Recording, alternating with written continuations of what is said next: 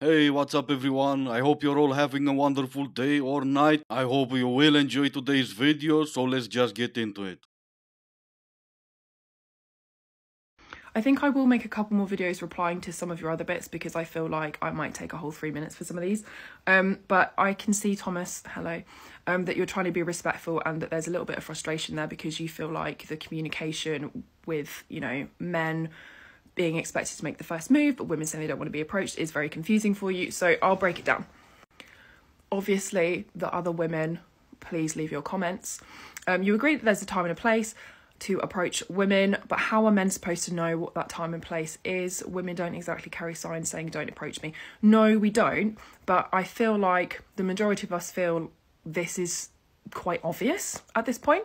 No, in fact it isn't. That's just you. And you feel entitled to speak for the majority of women, and that's also just you. Let's talk about this because I want to know, is it only me that doesn't get approached? Because I'm telling you, these guys, they say to me, okay, I'll go on a date with a guy and he'll go to me, oh, you must get approached all the time. You ask for them. No, they don't. They never do. Guys these days do not approach. And look, it could just be me. I can't speak on behalf of all women, but the ladies listening to this, please let me know in the comments.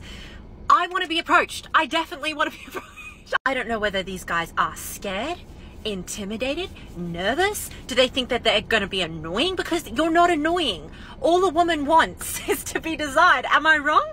Okay, so in this situation, who am I gonna believe? The first one or the second one? Unlike the first lady who is entitled to speak for the majority of women, I don't speak for the majority of men. I only speak for myself. And the way I see it, good men will stay away. Not that I am a good man, but you see my point. It doesn't matter how many times you're gonna tell men to stay away and not approach you, it's only gonna be the good men who will listen. The F-boys, they don't care. They're still gonna approach you. And then we're gonna reach the point where you complain about the type of men who approach you. And we keep going in circles. So maybe before you decide to speak for the majority of women, just speak for yourself and let everyone else live their own lives the best way they see fit. You don't want to be approached, say, I don't want to be approached. It is in fact that easy.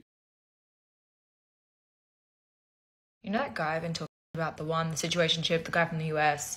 The one's been going on for way too long. Anyway, he blocked me, and he blocked me on everything, gave me no explanation. I've been in bed crying for days. I haven't posted anything in days. Obviously, he can't go long keeping me blocked. He can't go long without talking to me. Apparently TikTok made an update where you can see, like, if you're friends with somebody on TikTok, you can see all of their reposted videos, like, it's all there. I don't have this update yet, so I can't even turn it off. This man sent me 3 screenshots of all of the reposted videos that made him angry and made him want to block me. It was Final Fantasy edits of Cloud Strife. That is apparently cheating, so that's why I'm blocked. Yeah, I really doubt that's why. In fact, I would bet money that's not why. I would bet money the biggest reason is your OF account. I would bet money it's because I can see everything on TikTok. I don't even need to go check your OF account. But yeah, nice try. So many of these comments that men put on my videos are like, men don't even want to get married. Like, don't ask us then. No, you're the one who asks us. I don't understand. Like, if you don't like us, then leave us alone. Like, yeah, a lot of the things women are learning on TikTok that's causing them to, like, leave their partners, male partners, are like, he's abusive, he's narcissistic, he's not doing any labor. But a lot of it is just like, I don't think he likes me. Like, he doesn't like talking to me. He doesn't like hanging out with me.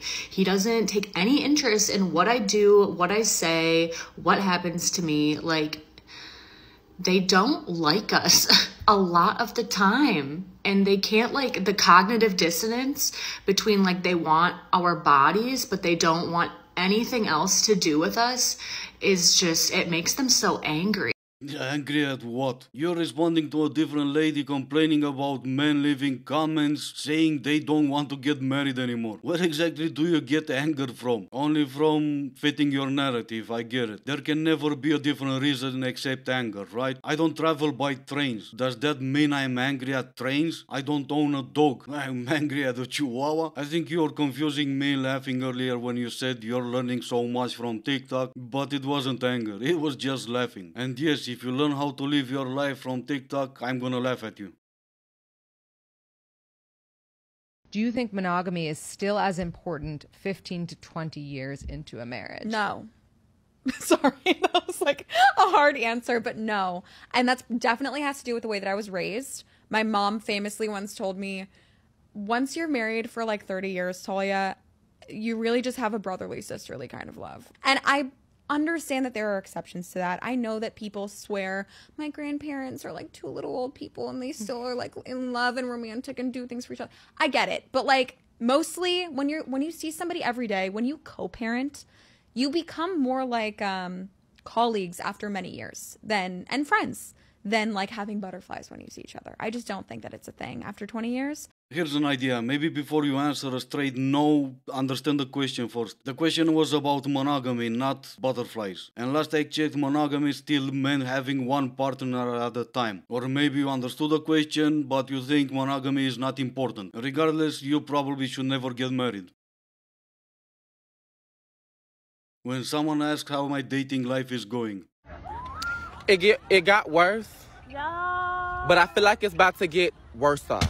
well, at least the good news is it's not going to get any better. Life is always going to send you something that's just good enough before it sends you something that's great. Let me explain. Life sometimes just has a way of throwing things at you to see if you are willing to settle. And it's so interesting how this works. Because have you ever met a person or gone through a certain situation where the second that you said no to something and you weren't willing to settle, your life just got a million times better, or whatever you lost, it got replaced with something that was better. This is always how it happens. Life has a really funny way of testing us to see if we have grown from the last thing that we learned. So let's say you were in a toxic relationship and you decided to leave. The universe will then reward you with that with someone who is better, or be giving you a better lesson, which means that they're harder. Either way, it's gonna make you a better person no matter what. Think of it as like levels, and you're just leveling up every time. Or I know some people like buying a house. If you do not settle for the first option that's just good enough, and you're patient enough to wait for great and amazing, it'll always come. So be patient with people, situations, jobs, greatness will come.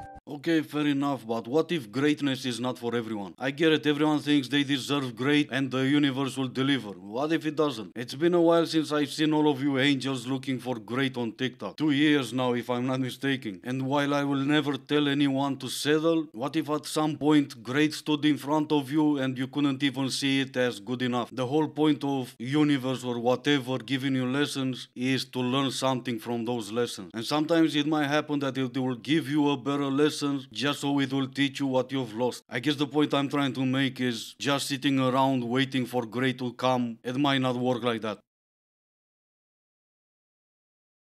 It's day 4 of healing quotes and we have a good one today.